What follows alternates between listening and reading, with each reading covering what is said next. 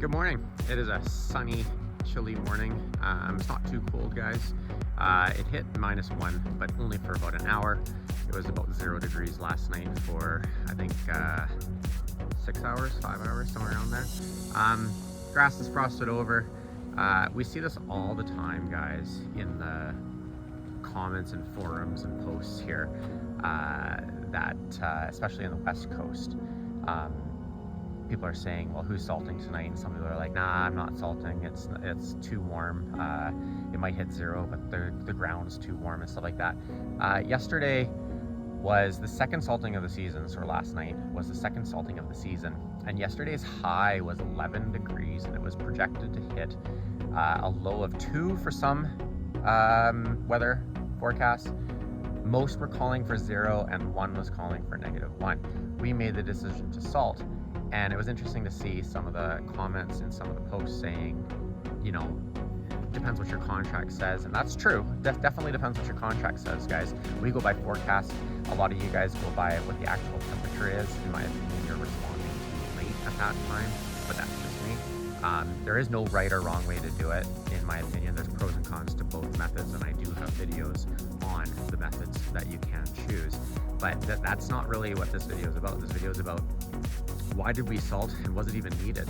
It was 11 degrees yesterday. It was beautiful. It was sunny.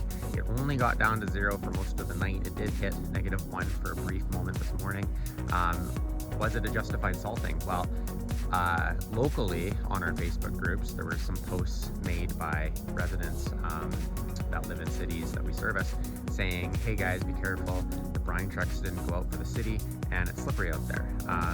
So on the way to school, I was definitely paying attention. I always pay attention. I mean, it's something that if you're in this industry, you kind of pay attention no matter what, if the cities did their salting and brining.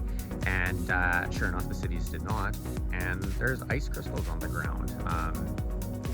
It's something that I think what I was seeing on the ground this morning wasn't so much ice crystals. I almost call it like a tortoise back or a tortoise shell frosting on the road.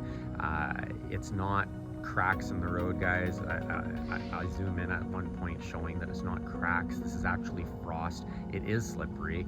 My truck did skid when I applied the brakes, doing a brake stop or a brake test, and it also spun the tires without very much effort put into it. So guys, is salting required? I mean, across the country, no, not really. Salting isn't really required at 0 and colder because there's different climates. In the West Coast, 100% absolutely. If it's gonna hit 0 or colder, I do not care what the high was the previous day.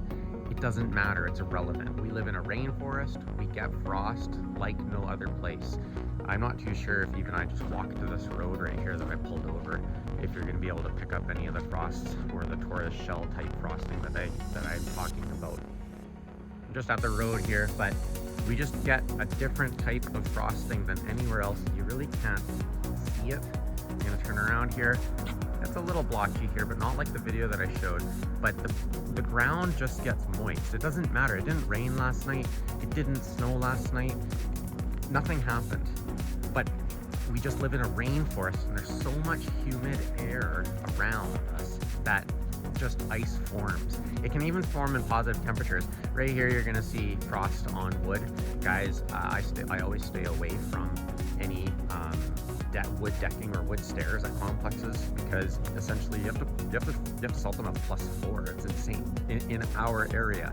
If you live in the East Coast, Central America, you don't have to do that. We live in a rainforest, we get frost, and it just freezes on the ground like no other place in Canada and the United States. Anything outside of the West Coast is different, but the West Coast is a rainforest. If there's no adequate salt present, you gotta salt. That's my 2 cents.